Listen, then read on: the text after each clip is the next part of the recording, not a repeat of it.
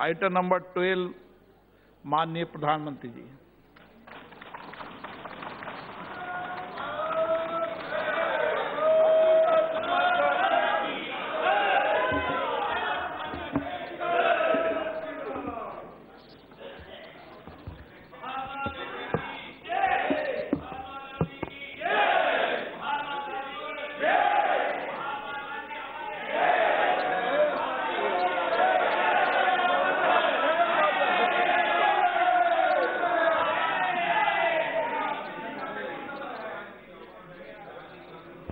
बस इतना ही।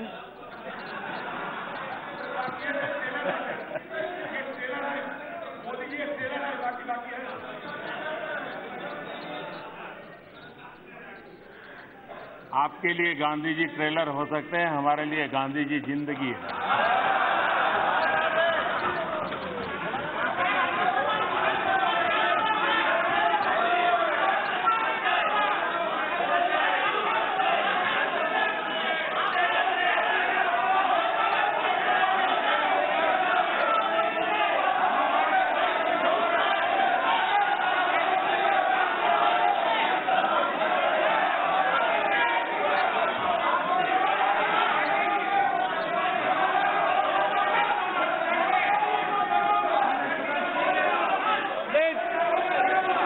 No, please, manager Gogoi ji, please, no, manager चलो, नो, माननीय प्रधानमंत्री जी, ये आपको मैं जवाब नहीं दूंगा, बैठ जाइए। माननीय अध्यक्ष महोदय,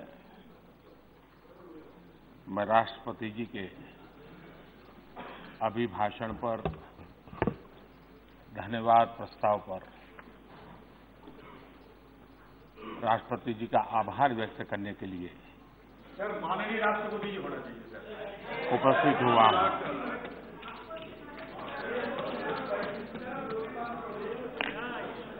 माननीय राष्ट्रपति जी ने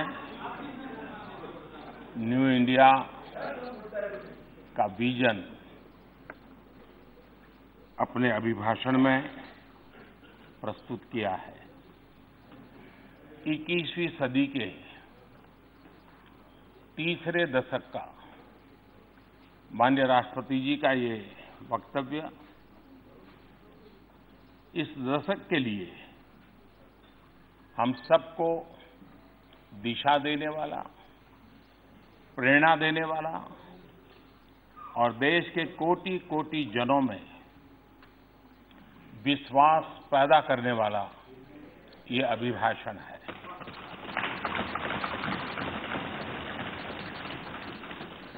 इस चर्चा में सदन के सभी अनुभवी माननीय सदस्यों ने बहुत ही अच्छे ढंग से अपनी अपनी बातें प्रस्तुत की हैं, अपने अपने विचार रखे हैं। चर्चा को समृद्ध करने का हर किसी ने अपने तरीके से प्रयास किया है। श्रीमान अधीर रंजन चौधरी जी, प्रोफेसर सौगत राय जी, डॉक्टर शशि थरूर जी, श्रीमान ओवैसी जी, दानिश अली जी, रामकृपाल यादव जी, पीपी चौधरी जी, पिनाकी मिश्रा जी, अखिलेश यादव जी, विनायक जी राउत, कई नाम हैं। मैं सबके नाम लूंगा तो समय शायद बहुत जाएगा, लेकिन मैं कहूंगा कि हर एक ने अपने अपने तरीके से अपने विचार प्रस्तुत किए हैं। लेकिन एक स्वर ये उठा है कि सरकार को इन सारे कामों की इतनी जल्दी क्या है, सब चीजें एक साथ क्यों कर रहे हैं, ऐसा भाव भी लोगों के बातों में से आता है। तो मैं शुरुआत में श्रीमान सर्वेश्वर दयाल सक्सेना जी की एक कविता को उद्गृत करना चाहूंगा। और वही शायद हमारे संस्कार भी हैं, हमारी सरकार का स्वभाव भी है, और उसी के कारण, उसी प्रेरणा के कारण हम लीक से हट करके तेज गति से आगे बढ़ने की दिशा में प्रयास कर रहे हैं।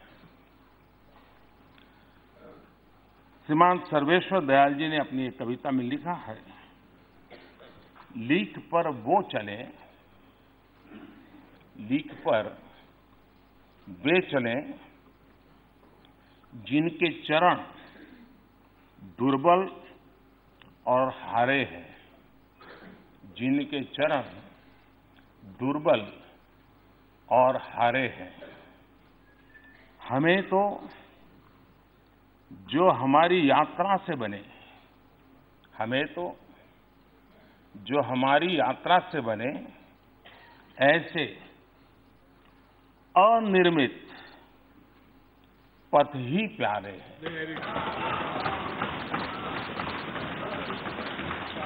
माननीय अध्यक्ष जी, और इसलिए लोगों ने सिर्फ एक सरकार बदली है ऐसा नहीं है, सरोकार भी बदलने की अपेक्षा की है।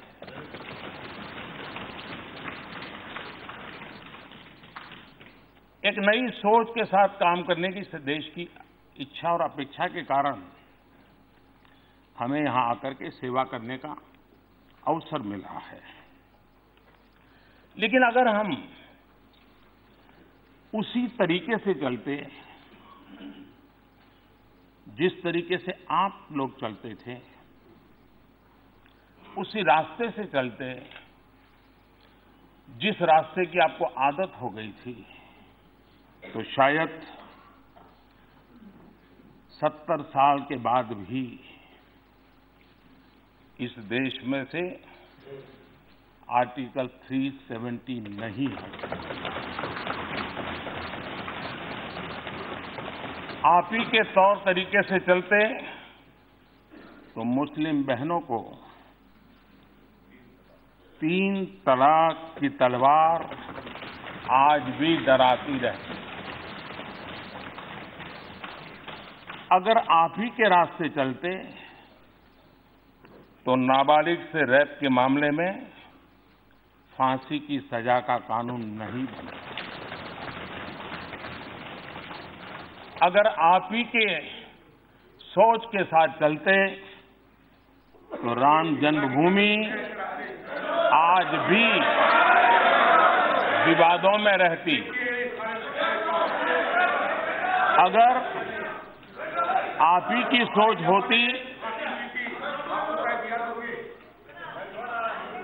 अगर आप ही की सोच होती तो करतारपुर साहब कॉरिडोर कभी नहीं बन पाता। अगर आप ही के तरीके होते, आप ही का रास्ता होता, तो भारत बांग्लादेश सीमा विवाद कभी नहीं सुलझता। माननीय अध्यक्ष जी,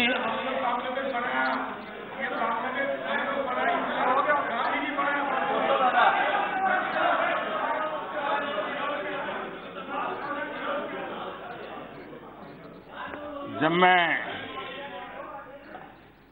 माननीय अधीर जी को देखता हूं, सुनता हूं, तो मैं सबसे पहले किरण रिजिजू जी को बधाई देता हूं,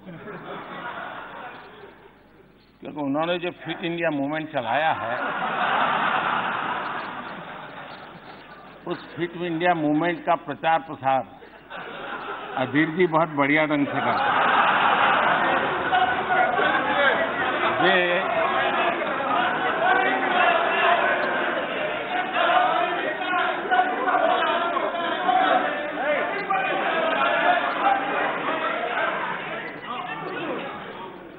वे भाषण भी करते हैं और भाषण के साथ साथ जिम भी करते हैं।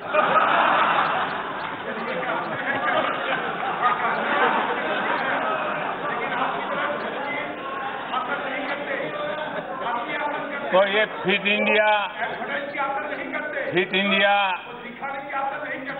इंडिया को बल देने के लिए, उसका प्रचार प्रसार करने के लिए मैं माननीय सदस्य का धन्यवाद करता हूं।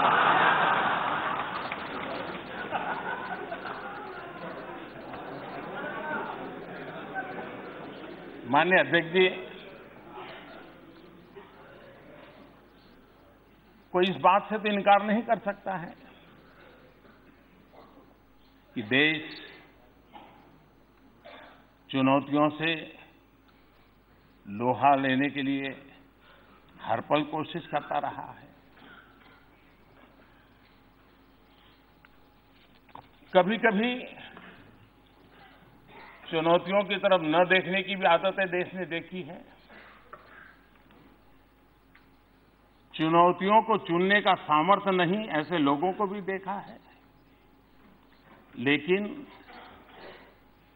आज दुनिया की भारत के पास से जो अपेक्षा है, हम अगर चुनौतियों को चुनौती नहीं देंगे, अगर हम हिम्मत नहीं दिखाते और अगर हम सबको साथ लेकर के आगे चलने का गति नहीं बढ़ाते, तो शायद देश को अनेक समस्याओं से लंबे अरसे तक जूझना पड़ता। और इसलिए माननीय अध्यक्ष जी, अगर कांग्रेस के रास्ते हम चलते तो 50 साल के बाद भी शत्रु संपत्ति कानून का इंतजार देश को करते रहना पड़ेगा। 35 साल बाद भी नेक्स्ट जनरेशन लड़ाकू विमान का इंतजार देश को करते रहना पड़ेगा। 28 साल के बाद भी बेनामी संपत्ति कानून लागू नहीं होगा। 20 साल बाद भी चीफ ऑफ डिफेंस स्टाफ की नियुक्ति नहीं हो पाती।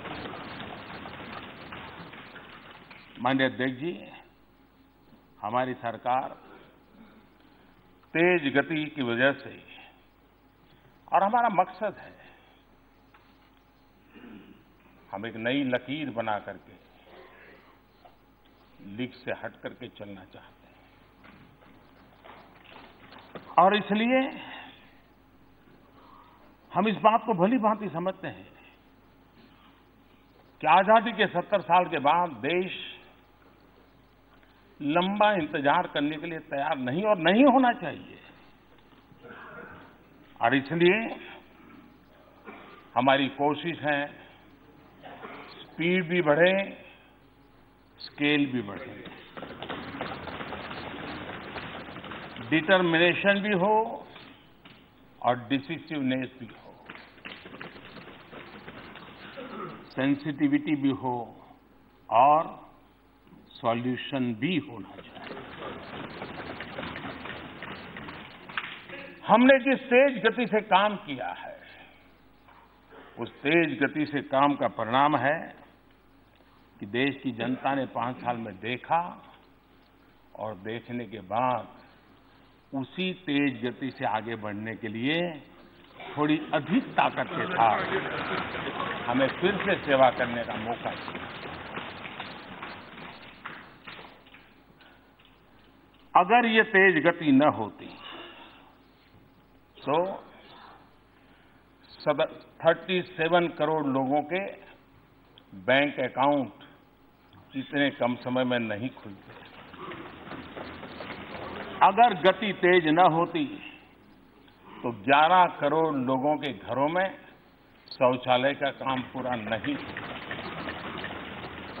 अगर तेज गति नहीं होती तो 13 करोड़ परिवारों में गैस का चूल्हा नहीं पहुंचता। अगर गति तेज न होती तो 2 करोड़ घर नए नहीं बनते गरीबों के लिए।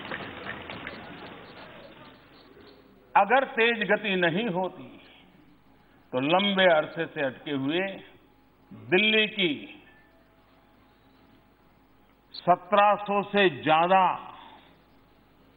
अवैध कॉलोनियां, 40 लाख से अधिक लोगों की जिंदगी जो अधर में लटकी हुई थी, वो काम पूरा नहीं होता। आज उन्हें उनका अपने घर का हक भी मिल गया है। माननीय अध्यक्ष जी, यहां पर नॉर्थ ईस्ट की भी चर्चा हुई है।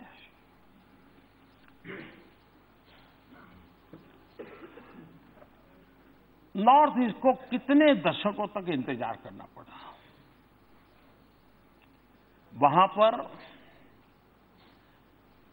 राजनीतिक समीकरण बदलने का सामर्थ्य हो इतनी स्थिति नहीं है, और इसलिए राजनीतिक तराजू से जब निर्णय होते रहे तो हमेशा ही वो क्षेत्र उपेक्षित रहा। हमारे लिए नॉर्थ ईस्ट वोट के तराजू से तोलने वाला क्षेत्र नहीं है। भारत की एकता और अखंडितता के साथ दूर दराज क्षेत्रों में बैठे हुए भारत के नागरिकों के लिए और उनके सामर्थ्य का भारत के विकास के लिए उपयुक्त उपयोग हो, शक्ति उनकी काम आए, देश को आगे बढ़ाने में काम आए, इस श्रद्धा के साथ वहां के एक एक नागरिक के प्रति अपार विश्वास के साथ आगे बढ़ने का हमारा प्रयास रहा है। और इसी के कारण नॉर्थ ईस्ट में गत 5 वर्ष जो कभी उनको दिल्ली दूर लगती थी, आज दिल्ली उनके दरवाजे पर जाकर के खड़ी हो गई। लगातार मंत्री नॉर्थ ईस्ट में दौरा करते रहे, रात रात वहां रुकते रहे, छोटे छोटे इलाके में जाते रहे, टियर 2, टियर 3 छोटे स्थानों पर गए, लोगों से संवाद किया, मिला, विश्वास का वातावरण पैदा किया। और विकास की जो आवश्यकताएं होती जो 21वीं सदी से जुड़ी हुई है, चाहे बिजली की बात हो, चाहे रेल पहुंचाने की बात हो, चाहे हवाई अड्डे बनाने की बात हो, चाहे मोबाइल कनेक्टिविटी की बात हो, इन सब चीजों को हमने करने का प्रयास किया है। और वो विश्वास कितना बड़ा परिणाम देता है जो इस सरकार के कार्यकाल में देखा जा रहा है। यहां पर ये बोडो की चर्चा आई और ये कहां गया? ये कोई पहली बार हुआ है? हमने भी कभी ये नहीं कहा कि पहली बार हुआ है। हम तो यही कह रहे हैं, प्रयोग तो बहुत हुए हैं और अभी भी प्रयोग हो रहे हैं, लेकिन जो कुछ भी हुआ राजनीतिक तराजू से लेखा जोखा करके किया गया। जो भी किया गया आधे अधूरे मन से किया गया। जो भी किया गया एक प्रकार से खानापूर्ति की गई और उसके कारण समझौते कागज पे तो हो गए, फोटो भी छप गई, वाहवाही भी हो गई, बड़े गौरव के साथ आज भी उसकी चर्चा भी हो रही है। लेकिन कागज पे किए गए समझौतों से इतने सालों के बाद भी बोडो समस्या का समाधान नहीं हुआ। 4000 से ज्यादा निर्दोष लोग मौत के घाट उतारे गए। अनेक प्रकार की एक्सटॉर्शन, 50 प्रकार की बीमारियां समाज जीवन को जो संकट में डाले, ऐसी होती चली गई। इस बार जो समझौता हुआ है वो एक प्रकार से नॉर्थ ईस्ट के लिए भी और देश में आर्म्स और हिंसा में विश्वास करने वालों के लिए एक संदेश देने वाली घटनाएं हैं। ये ठीक है कि हमारी जरा वो इकोसिस्टम नहीं है ताकि हमारी बात बार बार उजागर हो, फैले, लेकिन हम मेहनत करेंगे, कोशिश करेंगे। लेकिन इस बार के समझौते की एक विशेषता है, सभी हथियारी ग्रुप एक साथ आए हैं। सारे हथियार और सारे अंडरग्राउंड लोग सरेंडर किए हैं। और दूसरा, उस समझौते के एग्रीमेंट में लिखा है कि इसके बाद बोडो समस्या से जुड़ी हुई कोई भी मांग बाकी नहीं रहेगी।